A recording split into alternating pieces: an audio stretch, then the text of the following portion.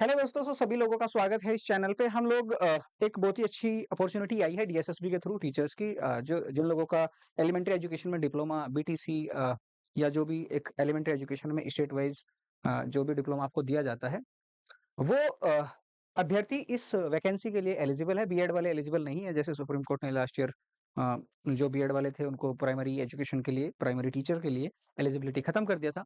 सो DSSB के लिए जो हमारे पास वैकेंसीज आई है, बहुत सुनहरा मौका है। अभी आप अगर इसमें सेलेक्ट हो जाएँगे तो 2026 से जो पे कमीशन लगेगा, आपकी सैलरी भी ठीक-ठाक हो जाएगी। अभी 60 से 65 हज़ार की सैलरी मिलेगी और इसके साथ-साथ आपके जितने भी सारे बेनिफिट्स हैं वो मिलेंगे। एक बारी हमारे पास जो नोटिफ़िकेशन है उससे गो थ्रू हो लेते हैं। 10 तारीख को ये नोटिफ़िकेशन आया था, मैं आपको बता दूँ। 10 सितंबर को नोटिफ़िकेशन आया था और हमारे पास जो वैकेंसीज़ हैं वो हमारे पास ध्यान से देखिए, असिस्टेंट टीचर प्राइमरी यानी कि प्राइमरी लेवल पे जो टीचर है हमारे पास दिल्ली के सरकारी स्कूल्स में, वहाँ पे ये वैकेंसी है। 17 सितंबर यानी कि आज से आवेदन शुरू हो चुका है, तो आपको अपना फॉर्म जल्दी भर लेना है, क्योंकि डीएसएसबी की वेबसाइट में थोड़ा लास्ट के मोमेंट में ग्लिचेस आ जाते हैं, तो अर्ली टाइम पे यानी कि आज से ही हो सके तो आज ही भर लेना। बाकी कल परसों आप 16 अक्टूबर तक आप फॉर्म भर सकते हैं। 16 अक्टूबर तक कितने बजे तक? रात के 12 बजे तक, यानी कि 1 मिनट पहले तक, ठीक है?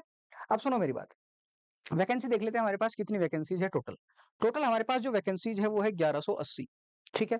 अब इसमें अलग-अलग जो हमारे पास यूआर की कितनी है, एससी की कितनी है, एसटी की कितनी है, ओबीसी की कितनी है, वो हमारे पास 434 वैकेंसीज जनरल कैटेगरी की है, 278 हमारे पास ओबीसी की है, 153 एससी की है, 62 एसटीज की है एंड ईडब्ल्यूएस की 128 है।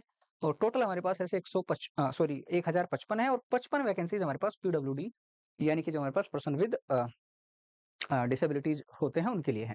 ये टोटल वैकेंसीज है। अब ध्यान से देखो, यहाँ पे दो डिपार्टमेंट होते हैं। एक होता है डायरेक्टरेट ऑफ एजुकेशन, एक होता है न्यू दिल्ली म्युनिसिपल कॉर्पोरेशन यानी कि एनडीएमसी, और एक होता है डायरेक्ट दिल्ली गवर्नमेंट के अंदर, एक होता है म्युनिसिपैलिटीज के अंदर। दैट मीन्स वहाँ पे जो अलग अलग हमारे पास, क्योंकि दिल्ली गवर्नमेंट में जो सीएम है वो सब कुछ देखेंगे फाइनेंशियली, बट म्युनिसिपैलिटीज में यहाँ पे अलग अलग हमारे पास पार्टीज के अंडर म्युनिसिपैलिटीज होती हैं, तो वहाँ पे इनका पूरा का पूरा मैनेजमेंट होता है। आपकी सैलरी वैलरी यहाँ पे थोड़ा-सा सैलरीज़ का इश्यू हो जाता है, कभी-कभी रुक जाती है, बट यहाँ पे आपको डायरेक्टरेट ऑफ एजुकेशन में there is no age such problem, ठीक है? यहाँ पे वैकेंसीज़ हमारे पास अलग-अलग ये रही, ठीक है ना? तो ये पूरी की पूरी वैकेंसीज़ आपके लिए आ चुकी है। मैं अगली वीडियो में क्या करने वाला हूँ बच्चों, मैं आप लोगों के लिए, चूँकि हमारे पास एक तरीका नहीं पता है कि डीएसएसबी की वेबसाइट पे फॉर्म कैसे भरते हैं, मैं पूरी एक डिटेल वीडियो लेकर के आऊँगा कि हमें फॉर्म कैसे भरना है। अ, लेवल 6 की वैकेंसी है, बहुत अच्छी अपॉर्च्युनिटी है। यूपी में भी पीआरटी की वैकेंसीज आने वाली हैं, क्योंकि वहाँ पे अभी टेट और सुपर टेट सब कुछ होगा। बट दिल्ली अगर कंपैरेटिवली सब लोग जानते हैं कि दिल्ली में जो टीचर है उनको सुविधाएं बहुत बेहतर मिलती हैं। Free medical facilities, panel card मिलता है आपको, और दिल्ली आपके आसपास हरियाणा, यूपी, राजस्थान यानी कि वेस्टर्न यूपी जो पार्ट है, वहाँ पे लोग ये सोचते हैं कि भैया हमारे पास सरकारी नौकरी होगी तो हम अप डाउन करके अपनी नौकरी को कंप्लीट कर लेंगे। यानी कि आप ये देखिए, अगर आपके पास दिल्ली में नौकरी होगी तो सब कुछ बेहतर होगा, ठीक है? तो ये वैकेंसीज़ आपके लिए हैं, और अगेन यहाँ पे मैं ब बता दूँ, बहुत ही अच्छी अपॉर्च्युनिटी है। थोड़ा क्वालिफ़िकेशंस के बारे में बता देता हूँ।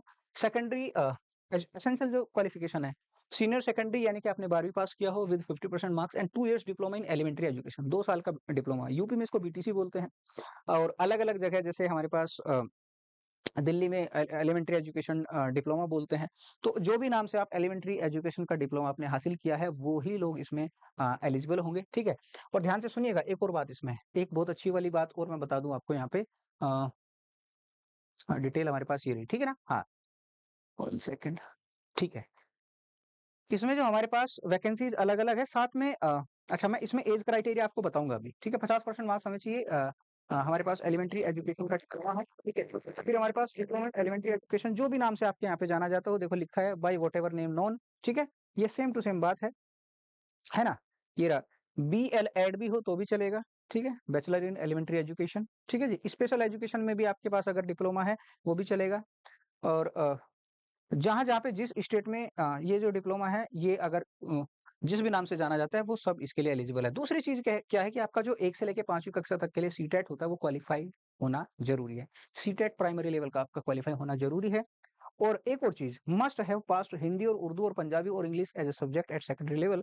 12वीं लेवल पे आपने हिंदी पढ़ा हो या इंग्लिश पढ़ा हो, उर्दू पढ़ा हो या फिर आपने पंजाबी पढ़ा हो, ये 4 लैंग्वेज आना ज़रूरी है अगर आपको दिल्ली में नौकरी करना है। यानी कि 12वीं लेवल पे आपने ये लैंग्वेज पढ़ी ज़रूर होंगी, ठीक है? ये ज़रूरी है, ठीक है ना? अब हमारे पास 5% का रिलैक्सेशन आपके परसेंटेज मार्क्स में SC ST OBCs के लिए, ठीक है ना, ये सबके लिए PH कैंडिडेट यानी कि फिजिकली हैंडीकैप कैंडिडेट के लिए ये सब कुछ है। और इसके साथ साथ हमारे पास एक और चीज मैं बता दूं, लेवल 6 की जो है आपने देखा होगा कि जो हमारे पास CPO SSC CGL के थ्रू CPO जो बनते हैं, बेसिकली SI जो बनते हैं हमारे पास जो सेंट्रल आर्म फोर्सेज है उनमें, ठीक है, CPO का SSC CPO का एग्जाम जो आता है लेवल 6 की ही वो भी जो होती है और ये भी सेम होती है। दिल्ली में आपको अच्छा HRA मिल जाएगा, अच्छी सैलरी मिल जाएगी, तो सब कुछ आपको यहाँ ठीक ठाक मिल जाएगा, तो अच्छी जॉब है। एज हमारे पास, एज का क्राइटेरिया देखिए, नॉट एक्सीडिंग 30 ईयर्स। यहाँ पे क्यों, देखो 12वीं क्लास के बाद प्लस 2 साल का आपका डिप्लोमा होता है, तो यहाँ पे अगर मैं देखूं तो आप जो एलिजिबिलिटी आपकी बनेगी वो 20 से 21 साल में बन जाती है, ठीक है, 20 से 21 साल में आपकी एलिजिबिलिटी बन जाती है, इसलिए 30 ईयर्स मैक्सिमम रखा है।